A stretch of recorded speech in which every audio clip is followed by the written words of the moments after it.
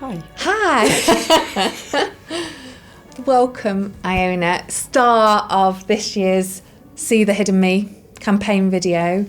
And you've been part of that film because of your experience of having a hidden disability. Yeah. Tell me a little bit about your brain injury and your story. My brain injury, I suffered hypoxia, so my brain was starved of oxygen. The early stages were horrible. I don't remember any of it. So you can't remember No, I don't any remember of those early days? I don't remember any. I don't remember ever being in a general hospital or anything. Like, my short-term memory is gone. It's so much better now. Like, literally the past few months it's really improved. I've been doing like little games on your phone trying to improve it and stuff, and that's really helped. But it's still not great.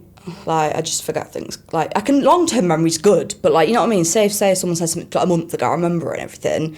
But like, if they asked me like 5 minutes after, I'd be like, what? Mm-hmm. Completely forget the conversation.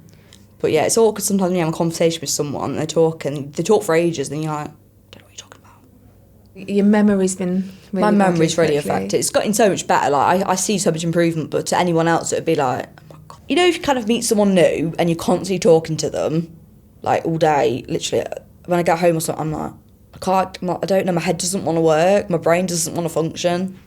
It's like, I say things, but I'm not saying what I want to say. I don't have to explain it. Like, you say you want, like, I want a cup of tea or something. I'm going to make a cup of tea, and I'll say, like, I don't know. I can't think of an example, but just a completely off thing, not about what I want to say, because I get my words jumbled up as well sometimes. That's, yeah. When you get real brain fatigue, you just get your words jumbled up. You don't know what you're saying half the time. You don't quite know how to focus, and, like, trying to, like, kind of focus on things and do things, it's really hard. Like, I tried crocheting and stuff, because I used to crochet before my brain injury, so I sort of thought I'd try crocheting after it, but I just get so confused sometimes with what I'm doing. But it's hard. I find it hard to concentrate since it. So do you feel like people really understand those hidden effects? Like, no, I don't think people understand. Like, I've got friends who've read it, who've like really educated themselves on it and everything, and they've worked with people and they know how it affects, what it does, and I really appreciate that. And like, I find it so helpful. Like, my mum and my uncle have really, like, after my brain injury, they really read about the effects, learned all about it. You know what I mean? Like, because before I came home, I was discharged from hospital. She learned a lot of what I couldn't do and what I could do, and like my fatigue and how my memory. But yeah. If you were going to give one piece of advice to people to help them understand brain injury, I'm guessing that would be part of it, to read up if you're I think definitely if you've got someone you know you're close with a brain injury, read up about it, learn about it, like, the Headway website is brilliant for it, and just like read up about there, look at the different effects, what can cause things, what you can do to help things, strategies. But yeah, Headway Derby's been amazing, teaching me strategies. So yeah, sometimes I'm talking and like they talk to me, and then I kind of forget what they're talking about, and I'm like trying. You try and carry on a conversation, but you're not quite sure where they're going. So I try and do that, but it don't really work, and then friendships end. When we're talking about fatigue and memory loss, and it's very different from the way a non-brain injured person would experience those things. Yeah, like sometimes when I'm fatigued, I have to go in my bedroom, turn the lights off, and just sit in darkness. If like, I find my fatigue, sometimes I'm not fatigued that I'm going to fall asleep, but my brain doesn't want to work, it's getting so muddled up. Everything's like going all over the place. I don't know how to explain it really, but everything's going all over the place, and you're not quite sure of what you're saying, and so I sometimes take myself away, close my curtains, put my bedroom light off, just sit and chill. My dog always comes and plays with me. She's like, I'm like, Lola, let me chill. And how has your brain injury then affected your life generally?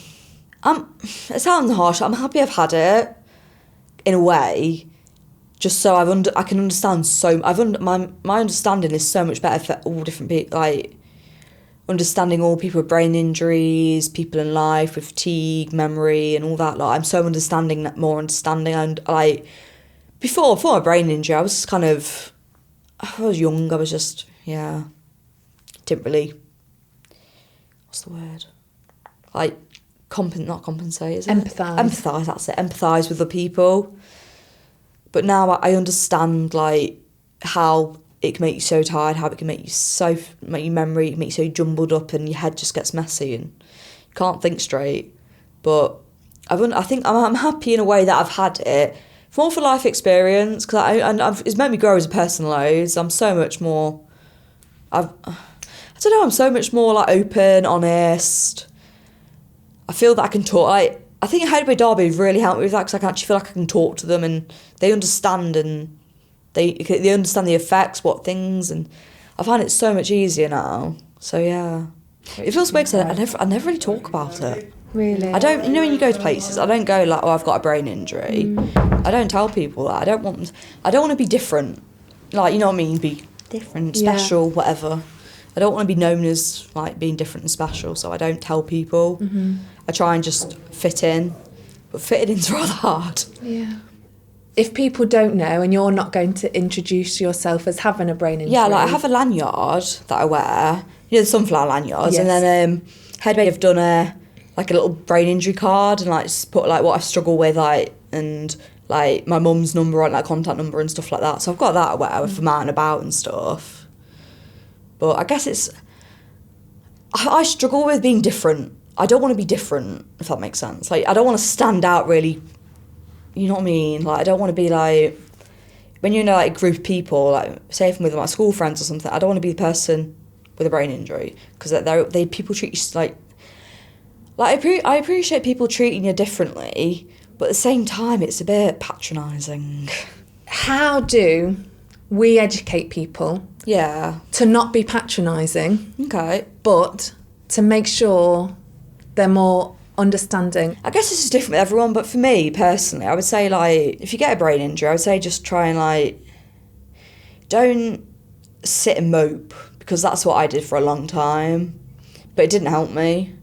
But I find getting up and actually doing things and like being part of Headways and like going into groups and stuff like Inspirational Women, Tribe, going to them groups, seeing other people, see how they do with life, I feel more normal.